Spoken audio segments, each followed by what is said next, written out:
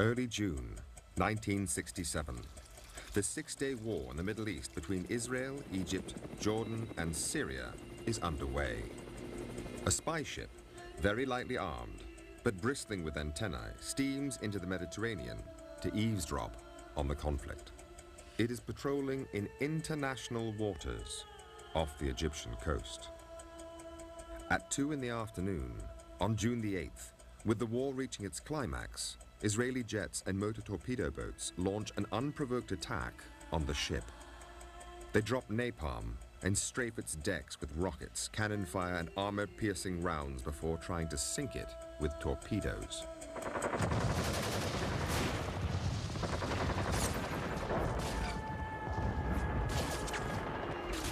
We had no way to defend ourselves, and it was just, we're just slaughtered. And they shot up the life rafts that were put into the water, and they shot the ones that were still on board the ship. Bullet holes, shell holes everywhere, blood. The forecastle, the front part of the ship, was just red with blood.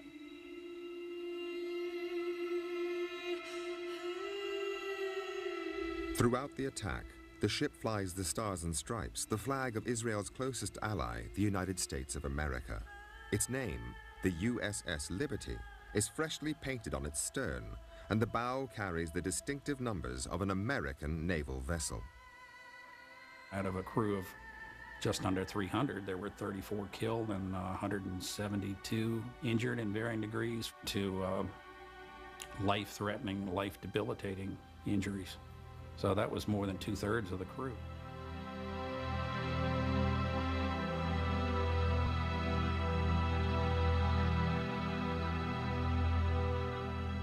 This audio tape, which has never been broadcast before, was recorded in real time by the Israeli military during the assault. The woman's voice in the background is counting down the seconds.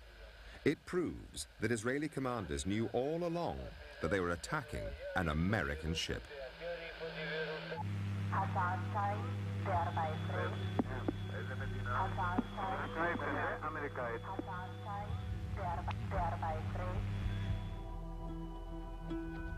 For the first time, this and other evidence allows us to reveal the true story of what happened that day and what came after. When a deadly assault by one ally on another was covered up and an American president was manipulated by the secret agents of a foreign power, events that have shaped US-Israeli relations ever since.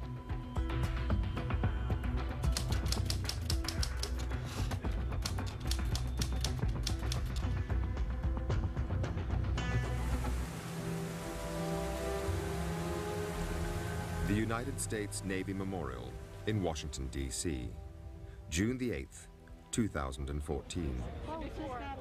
Every year, on the anniversary of the attack on the USS Liberty, survivors, relatives, and supporters gather together. It's a remembrance of those who were killed that day, the 34.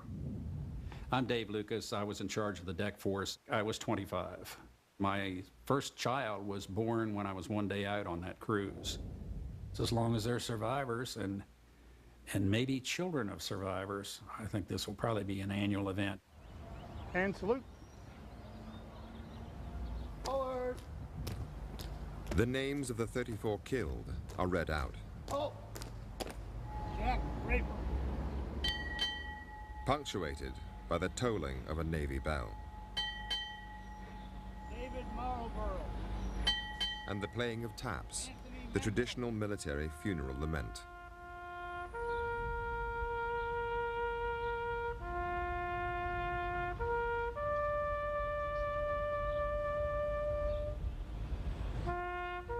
It's important to not forget what happened and to continue to try to find out why it happened and who made it happen. In the summer of 1967, America was in turmoil. An incendiary mixture of racial discrimination and extreme poverty exploded into a summer of rioting in cities across the country. But one issue dominated.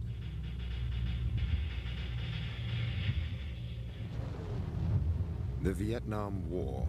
In all, 10,000 troops would die that year. The Americans were trapped. They couldn't leave, and they couldn't win. In the Middle East, too, war looked inevitable. There was growing tension between Israel and its Arab neighbors. Armies were mobilizing. Israel promised the White House they would not attack first, but on the 5th of June, they jammed radar sets at the U.S. Embassy in Tel Aviv, so the Americans couldn't detect their jets taking off to launch a surprise assault on Egypt. Meanwhile, the USS Liberty was sailing across the Mediterranean into the war zone. Liberty was a state-of-the-art intelligence-gathering vessel of the time, and what we did is we were a listening ship. My name is Lloyd Painter. I was a research officer. We could receive any signal that was out there, low band, high band, anything, intercepting it, recording it, and we did have on board some translators who could have immediate translation of what was going on. We would actually bounce signals off the moon back to NSA. We're spies. I'm Jim Cavanaugh. I was a communication technician aboard the USS Liberty, and I intercepted Morse code. We're spies. I mean, we're intercepting messages from embassies, military bases, police, anything and everything that we could get to ensure that the United States was comfortable with what was going on in the world and no one's conspiring against us. And basically, it was to protect our interests.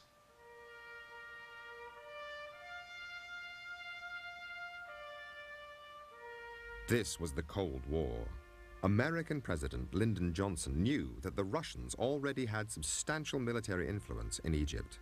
He needed to find out what they were going to do next, to make sure that a local conflict did not become a world war, with the USA backing Israel and Russia siding with the Arab cause.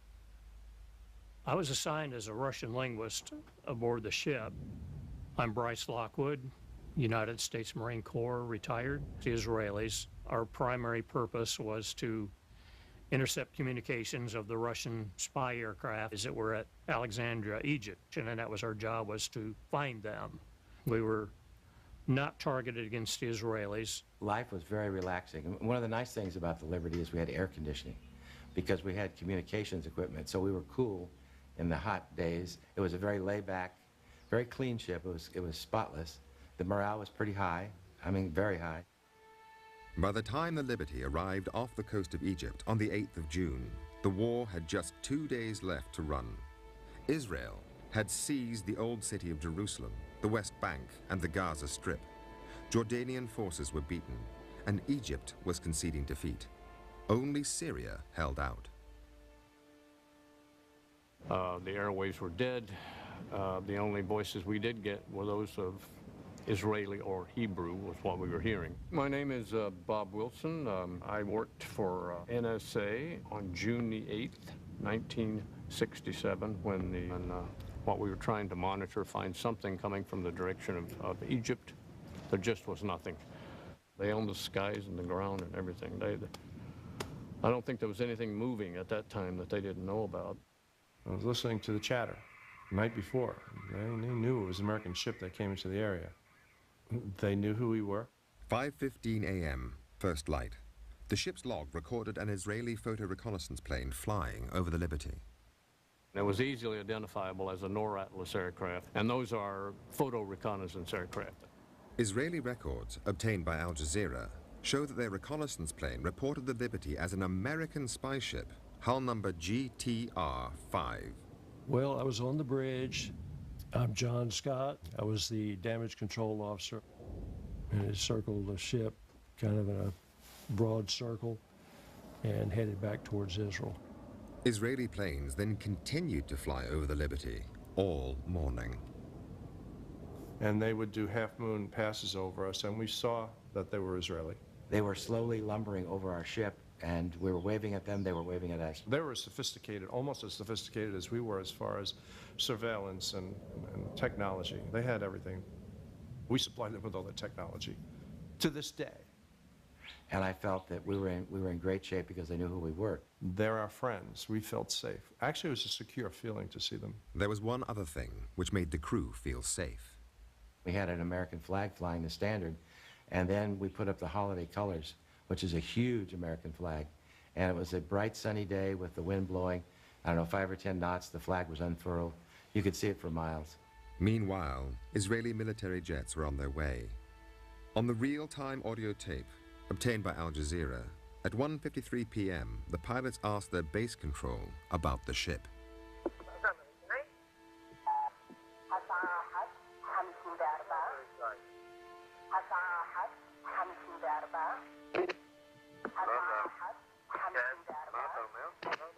The USS Liberty was the only ship of any size in the area. The American Sixth Fleet, including 2 aircraft carriers, was 500 miles away. Oh, it was a great day. Hello, I'm Jim Smith. I was a damage controlman in engineering. I mean, I'm 20 years old at the time. I come from a small town, used to throw hay bales in the summertime for $1 an hour. Sun was shining, blue sky, clouds, nice, people sunbathing on the deck. We had lunch, and 5 minutes later, maybe, here came the jets, and nobody really knew what was happening until they started firing at us.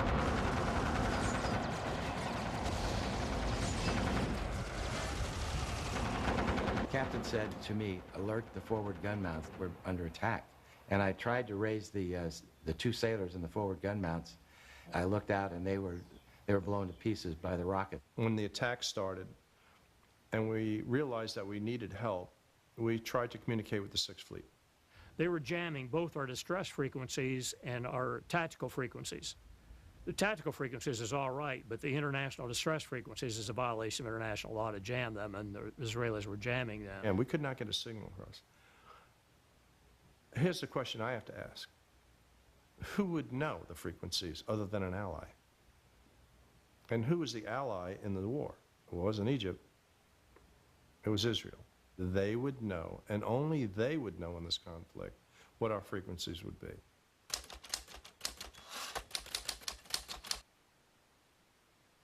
Tomorrow on Techno. These are some of the amazing spider goats. Small creatures, big impact. How strong is it? Almost as strong as steel. Inspiring discoveries, changing lives. This could go in a human body? Right. This is for an Achilles tendon. Techno, every Saturday. Go where science meets humanity. This is some of the best driving I've ever done, even though I can't see. Techno. We're here in the vortex. Tomorrow at 7:30 Eastern, only on Al Jazeera America. Are you being denied credit or paying high interest rates? Your credit score could be the problem.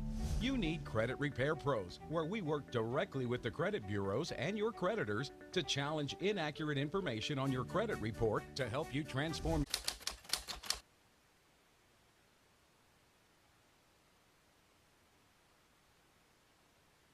Cut off from the outside world, the crew on the Liberty was defenseless.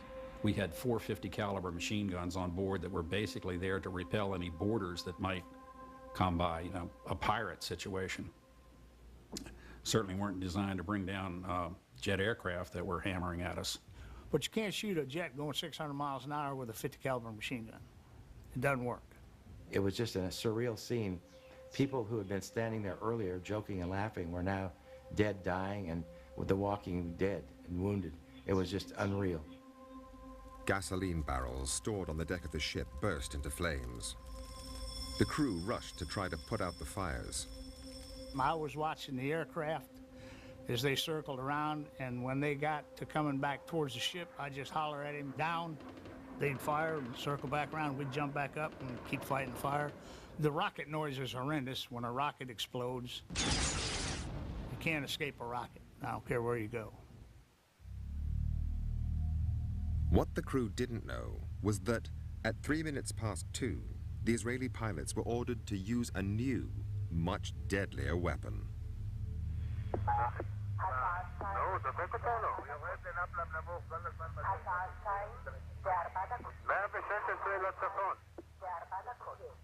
The biggest problem, I guess, from that was the napalm, which they dropped from the airplane.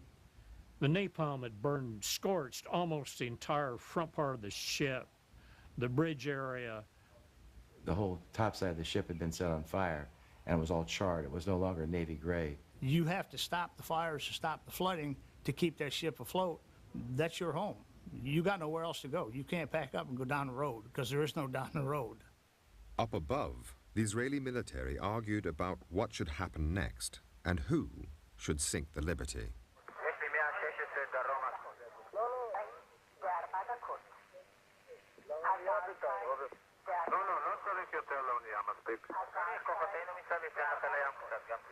I remember thinking, I was in pretty good shape then. I said, I think I can swim it to the shore. And then I thought sharks. And I thought a lot of things, all quickly, you know.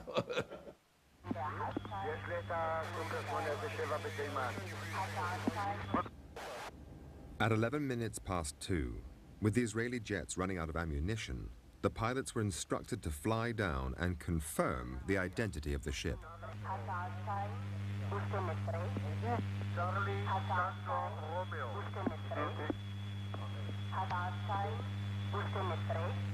It was now 12 minutes past 2, and the Israeli control tower knew for certain this was an American ship, the same one its forces had first identified at 5:15 a.m. that morning, and then buzzed again during 7 additional reconnaissance flights throughout the day.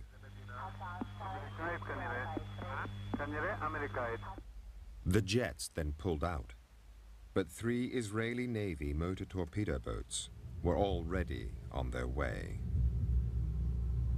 The USS Liberty was a spy ship.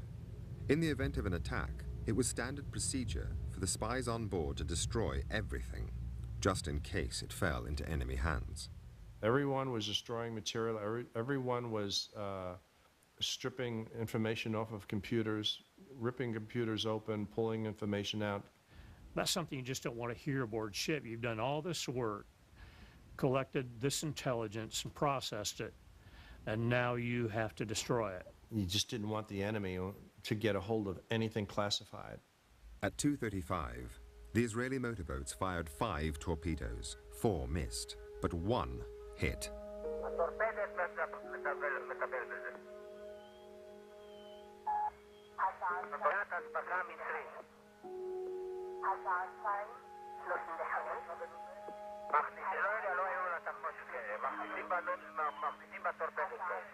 It had been over 9 hours since the Israeli military first identified the Liberty.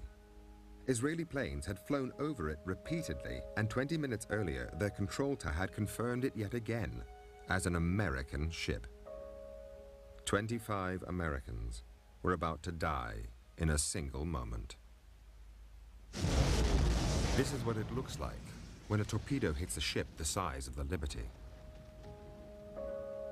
The torpedo threw us up in the air like a roller coaster. It felt like one coming down. Dead silence, lights all off, smoke and haze everywhere. I went back to the drinking fountain and filled it with blood. Reached down to get a drink, and a black man stared back at me.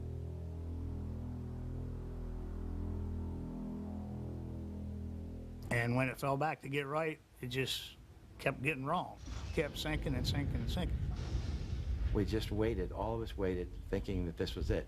We're going down. And I figured that was the end of life for me.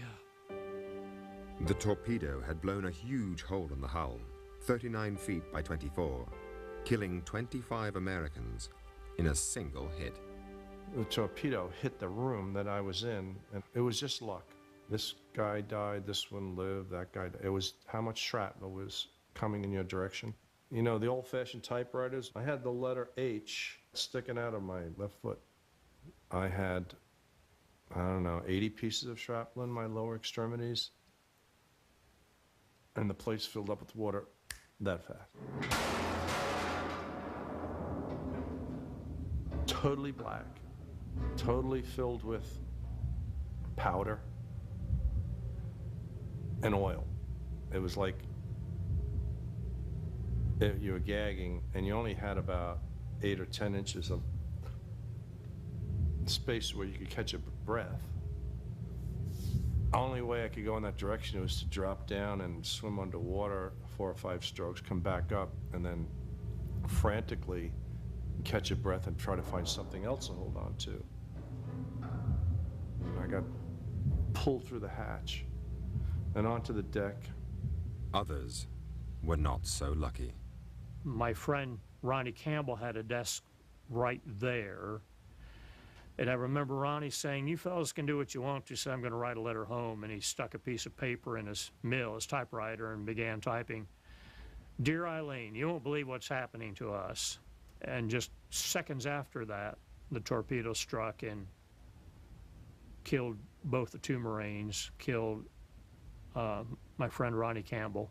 And my job was to try to get probably 20 or 30 wounded sailors out to the main deck and to the life rafts. So I went up and looked out myself before I tried to get anyone up, and that's when I observed a motor torpedo boat, Israeli, plainly marked with the Star of David, machine gunning our life rafts. The crew of the Liberty were now trapped on board their own ship with nowhere to run and nowhere to hide. The torpedo boats came in closer and began to machine gun the ship using armor-piercing projectiles. The armor-piercing, the shells that they were using were leaving holes about that big around in the metal plating. Just peeled it out like it was orange peel. At close range, the armor-piercing rounds ripped through the steel hull of the ship. Nowhere was safe. This bullet was retrieved from one of the navigational books at the rear portion of the bridge. It had penetrated the skin of the ship, gone through at least one other book, and then stopped in the second book. This is part of an armor-piercing shell.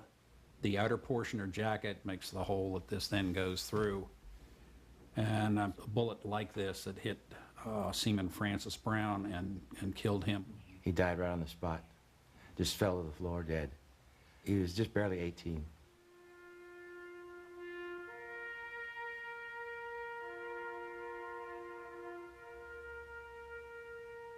There weren't enough helmets to go around for everyone. It was like sitting in a cardboard box and having somebody shoot through it. The bullets were just coming everywhere.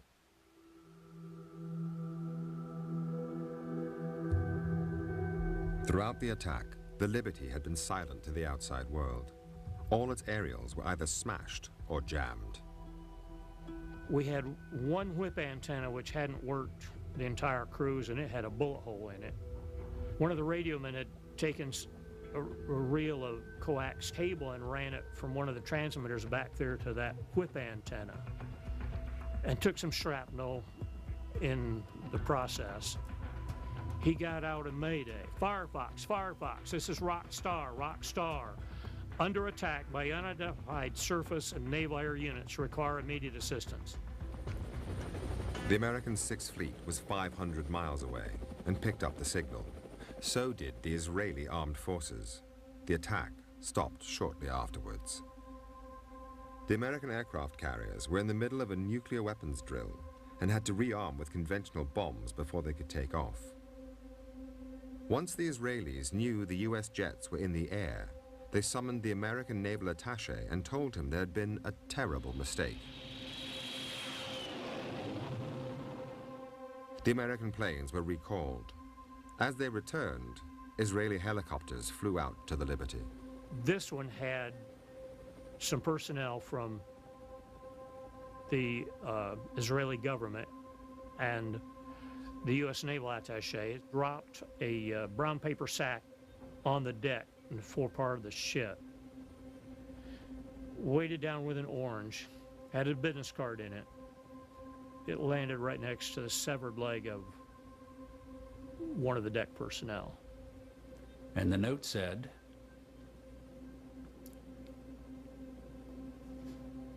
"Do you have casualties?" Pretty obvious that there were casualties. I mean, there's still body parts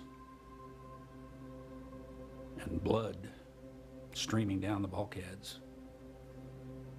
So his message, "Do you have casualties?" was kind of out of place. One of the sailors carried that sack back to the captain, and the captain took out the note and read it, looked up at the helicopter and popped the social finger at him.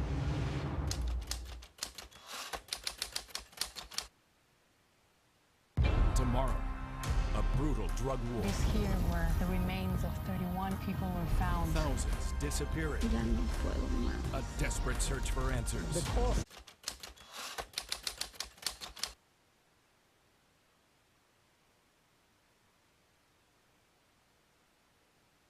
June the 8th, 1967, the height of the Six-Day War. The USS Liberty, American spy ship, had just been attacked by Israeli jets and torpedo boats while in international waters off Egypt. Badly damaged, 2/3 of its crew were dead or wounded.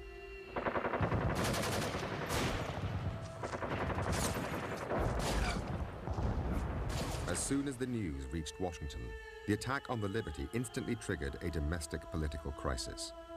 According to documents released under the Freedom of Information Act, one solution suggested in American government circles was to sink the Liberty so journalists could not photograph it and inflame public opinion against the Israelis. The NSA rejected this idea with an impolite comment. Handling the media became the top priority. I was taken to my home in White Oak, Maryland. My name is Patricia Blue Rashakas, and my husband was killed on the Liberty. And by the time I got there, there were any number of people from the National Security Agency there. They were there to make sure that I didn't speak to anyone from the press, and I didn't. They stayed night and day. Back in the Mediterranean, the Liberty was now listing at 10 degrees, a massive hole in the hull, above and below the waterline. The planes that they said they were sending to us never arrived. What I was afraid of, and I think most of us, was that we were going to sink. Well, the mess decks was pretty much littered with the wounded.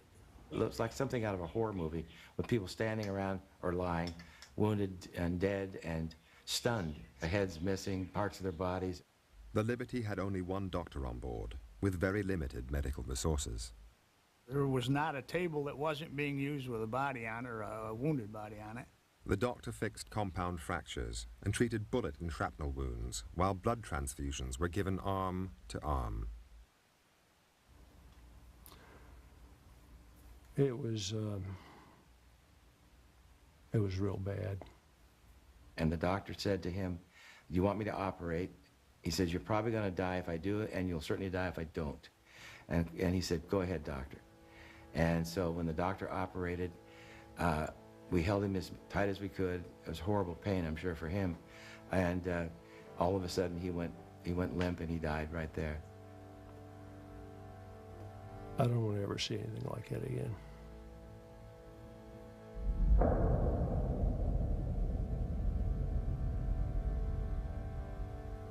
Captain McGonigal received a pretty bad leg injury, lost a lot of blood. He was navigating by the stars. We had a little bit of power and tons of water in our belly, which meant the ship waved back and forth all night long. The next day, American ships arrived to take the injured and the dead off the Liberty.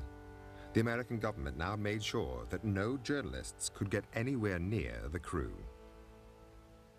When they took the severely wounded to various parts, they actually posted guards on their rooms so that no one could be interviewed by the press. The total press blackout was in effect. Back in Washington, the government ensured there was little information for the press, while politics went on behind closed doors. I was told to go up urgently to the 7th floor. Well, my name is Bill Woolley. I was in charge of the Arab-Israel desk. Sit in because the Secretary of State himself, Dean Rusk, had summoned Ambassador Harman of Israel to come in urgently. And so I sat through the meeting taking notes, and in a loud voice, the Secretary was really demanding some explanation for why and what had happened. The ambassador himself seemed to be ignorant of the incident. He immediately said, "I can't believe what you're telling me. It would be impossible. It would be unheard of." It was especially tough for Lyndon Johnson, to date the most pro-Israeli American president in history. Johnson was in a very tough mood. I'm Tom Hughes. I was director in the State Department, director of intelligence and research at the time of the Liberty incident in '67. Attack on the Liberty, Johnson himself briefed Newsweek magazine off the record that the Israelis had attacked, and the reason they'd attacked was that they thought this was an intelligence ship that was intercepting perhaps Israeli as well as Egyptian communications. But then everything changed. The fact that Johnson himself was the leaker and briefer of Newsweek was soon leaked. And this alarmed, of course, the Israeli embassy and their leading friends in the Jewish organizations. The Israeli embassy regarded this as a major problem, and that what Johnson had told Newsweek practically amounted to blood libel. Declassified Israeli documents show they were going to threaten President Johnson with blood libel, gross anti-Semitism, and that would end his political career. Blackmail. This is Admiral Bobby R. Inman, U.S. Navy retired. I'm a former director of the National Security Agency. But they know if he is thinking about running again, he's going to need money for his campaign. So alleging that he's blood libeling is going to arouse the Jewish donors. The Israeli government hired teams of lawyers, some of whom were close friends of Lyndon Johnson, and began an all-out offensive. They lent on the media to kill critical stories and slanted others in favor of Israel. There was a campaign mounted to see if what could be done about returning Johnson to his normal, predictable pro-Israeli position. At the time, Johnson was still undecided as to whether to run for president the following year. Efforts were to be made to remind the president of the delicacy of his own position, that he personally might lose support for his run for re-election in 1968. Israeli tactics were clever. They identified Johnson's soft spot, the war in Vietnam, and gave him two extraordinary gifts, neither of which were made public at the time. The first was political.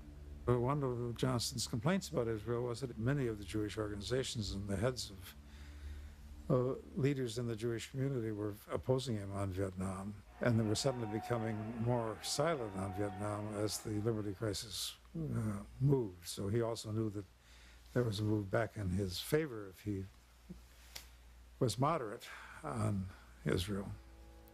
There was a second gift, much more secret, but vital to the American president.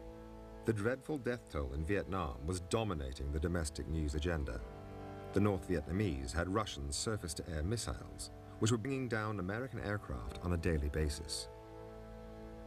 The American military attaché in Israel got a surprise visit from a senior Israeli intelligence officer. Took some helicopters and went across the North Red Sea to the surface-to-air missile sites, and not only captured them, but took back everything. The launchers, the missiles, the maintenance manuals, the rest of it. And then he went to the U.S. Embassy, to the air attaché, and said, I think I have something you might be interested in. And of course, those were the same missiles that our aircraft flying over North Vietnam were encountering day to day. And countermeasures was a huge issue. So grateful was the American government, they gave Israel two gifts in return. They resupplied them with the weapons they had just lost in the war, and the Liberty Inquiry, run by the Department of Defense, the DoD, was watered down. All that's influenced by what have we benefited from the captured SA-2 missile sites. Soon, Johnson did respond and took a much more lenient line and wished that the whole incident could be put behind us as soon as possible. Johnson's softer approach to Israel was immediately reflected in the American Navy inquiry, which was now underway on board the Liberty. We began to realize that a cover-up was descending upon us. A lot of people that were in a key position to offer testimony were not given that opportunity. I testified to the machine gunning of life rafts, to the captain's state of mind, And it was that those two issues in particular were totally omitted. Lloyd Painter was not the only officer to have his testimony ignored. I saw what looked like unburned Vaseline, and I scraped a little bit of it off and put it in the jar and sealed the cap on. And I presented it to the Court of Inquiry, and that's the last I saw of that jar. There was no mention of napalm, and I'm sure that's what it was. They didn't want to hear any of that. I didn't know that at the time. I didn't know it till many months later that none of that had been recorded. Looking back on it, it was a total sham. The U.S. Court of Inquiry reported in just 20 days. It was a rush job, full of spelling mistakes, much key evidence ignored, no Israelis interviewed, and it exonerated them from blame. I read the Court of Inquiry and realized that my statements had been stricken from the record and never recorded. So I knew then for certain that the cover-up was massive. The Israelis then rushed out their own report, which concluded that the whole affair was a series of mistakes and that no one was to blame. The only dissenting voice was that of the Israeli ambassador in Washington. He sent a secret telegram back home arguing that Israel was clearly guilty. He cited the audio tape of the attack, the existence of which was known to top Israeli officials, and mentioned the crucial 20-minute gap that followed the Liberty's identification and the launch of the torpedoes against her. He said they should own up to what they had done and put the guilty on trial. His advice was ignored. The focus now was to repair the damage to American-Israeli relations. The Israelis have always been very skillful at tracking what the U.S. government is doing, saying, thinking, and effort to influence it. And they're by no means the only country that does it. Many do. They're just more effective at it than most. And the great advantage they have as compared to other countries is their influence in the Congress. Around the time of the attack, the Washington Post had noted that the Jewish lobby could help determine the outcome of 169 of the 270 electoral votes needed to win the White House. The big emotive words about the attack disappeared from press releases at the Pentagon, and a much more bland and neutral sounding discourse occurred. And this was true of the private briefings that official people in the Pentagon made about the incident. But whatever was said to journalists, every U.S. intelligence head believed the attack was intentional. One of them wrote, "A nice whitewash for a group of ignorant, stupid, and inept XXX." The Jewish community has always been more generous than many of their other counterparts in supporting financially elections, political causes in the process. That does translate into influence. Many of Johnson's closest friends and advisors were pro-Israeli, and they reported back to Tel Aviv on his every move. The Israeli story constantly shifted to counter whatever new intelligence the White House received. So sensitive were these communications that the Israelis used code names to protect the identity of their White House agents. But for the first time, the members of the ring can be named. Hamlet was a $1 million fundraiser for the Democrats. When he rang, Johnson took his calls. He was Abe Feinberg. Menashe was Arthur Goldberg, the U.S. ambassador to the United Nations. Harare was David Ginsburg, a high-profile Washington lawyer who also represented the Israeli embassy. Ilan was Supreme Court Justice Abe Fortas. Lyndon Johnson had dinner with him on the eve of the Six-Day War. The strategy worked. The U.S.-Israeli relationship proved to be stronger than the killing and injuring of more than 200 Americans. The American-Israeli relationship was very much at stake, and it was brought back from the precipice. The crucial intelligence came from the U.S. ambassador to the United Nations, Arthur Goldberg. He warned Tel Aviv that the United States had the audio tape which revealed Israeli pilots knew it was an American ship before they attacked. The tape was quietly buried. I think a conscious decision was made to sweep it under the rug, to put it behind. My reading is that the U.S. government had made a decision to accept the apology and reject the rationale, but don't push it further.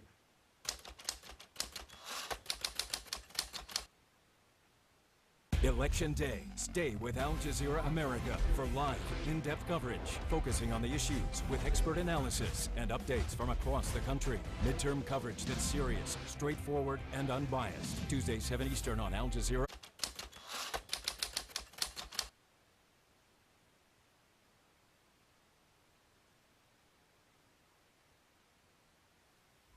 With the politics sorted, the only remaining issue was the fate of the USS Liberty, badly damaged and now in Malta for extensive repairs.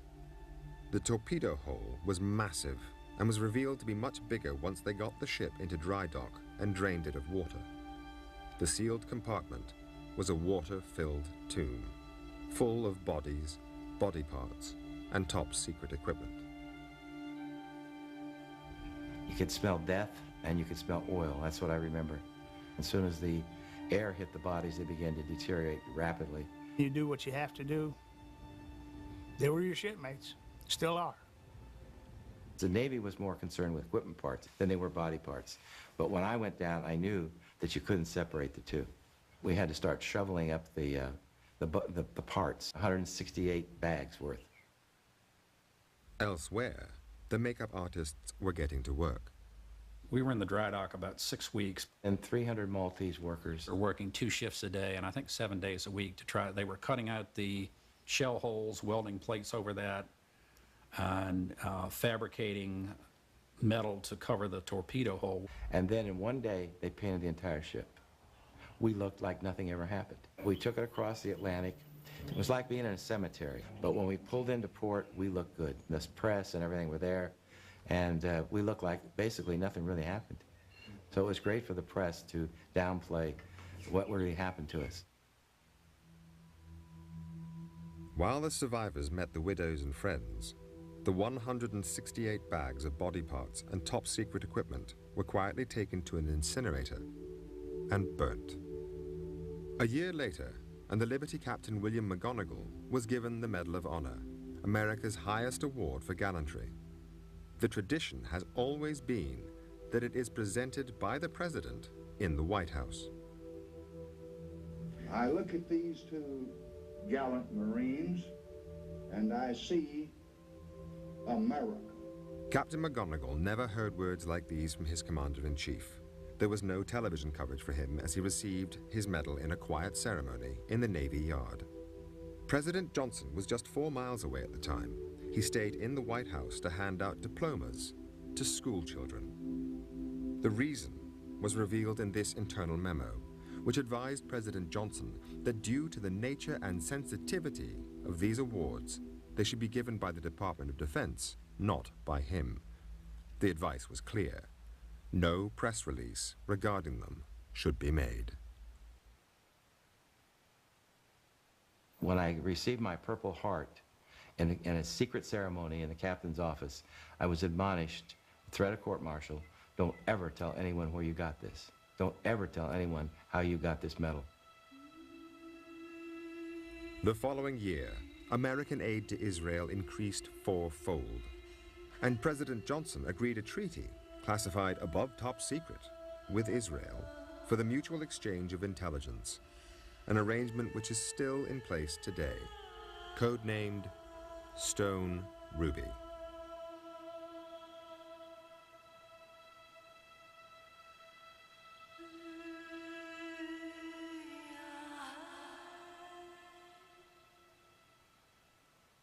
One of the things that bothers me is there wasn't a nice explanation of what went on. No one wants to talk about the why. The big secret the Israelis wanted to protect was their next move. They had told the Americans that this was to be a limited war and not a land grab.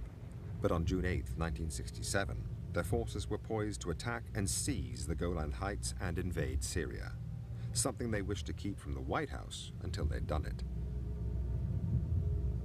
Successive American administrations, both Republican and Democrat, had refused to deal with the Liberty.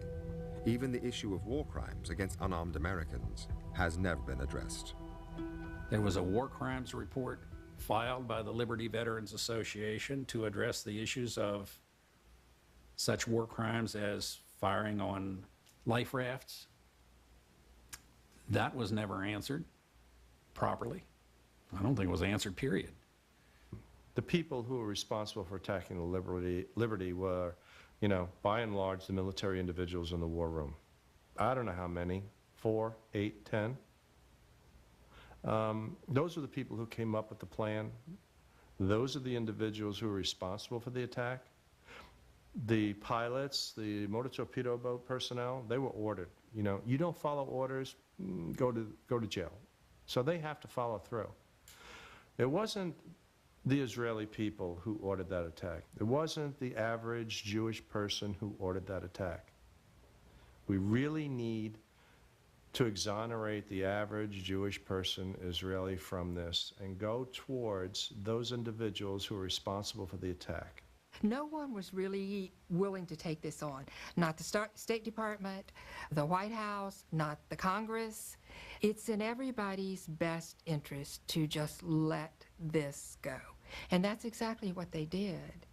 But by doing that, they left a lot of pain for the survivors and for the families, because there was a lot of broken families, broken marriages, alcoholism, depression, post-traumatic stress disorder.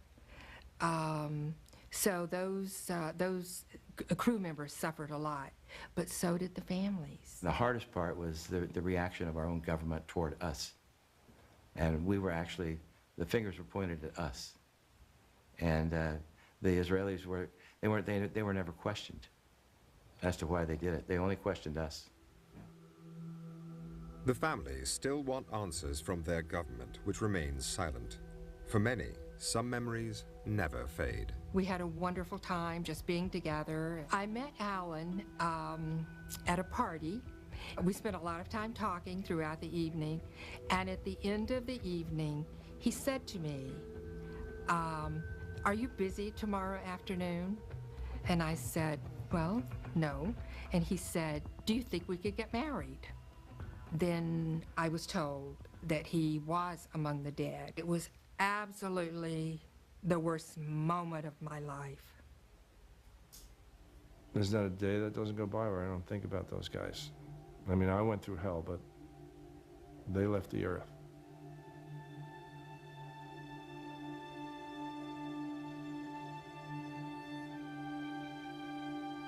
When I'm walking up to the mass grave, I still feel a connection with those people. Hard to explain, but it's still there, so I want to remember that connection as long as I can. What we shared, what we felt.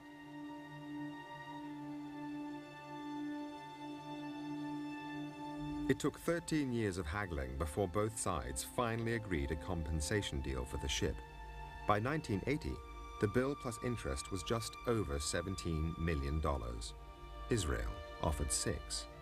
The Americans accepted, then sold the Liberty for $100,000 scrap.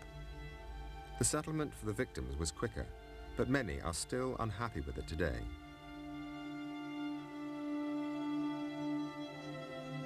Did not feel it was a fair settlement. I would have fought it. But I was so sad and broken. I just didn't have the energy to take on that fight. And it wasn't a fight that I thought I could win. The State Department were very eager for the survivors to make that settlement. They sent a check for the amount, and that was that.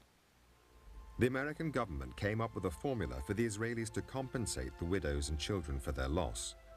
This included a payment for shock and mental anguish. The widows got $25,000, with $10,000 for each of their children over 5. An American government lawyer doubted that children under 5 could sufficiently comprehend the event to suffer shock and grief. The US proposed they should therefore receive nothing, an offer the Israelis accepted. Since the attack on the Liberty, the USA and Israel have grown ever closer. At the time, George Ball, the US Undersecretary of State, noted that it seemed clear to the Israelis that as American leaders did not have the courage to punish them for the blatant murder of American citizens, they would let them get away with anything.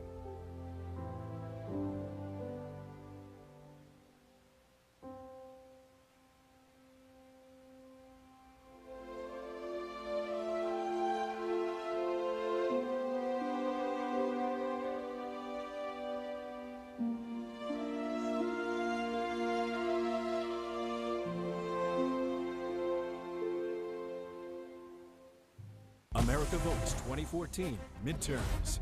It's all come down to this. They're going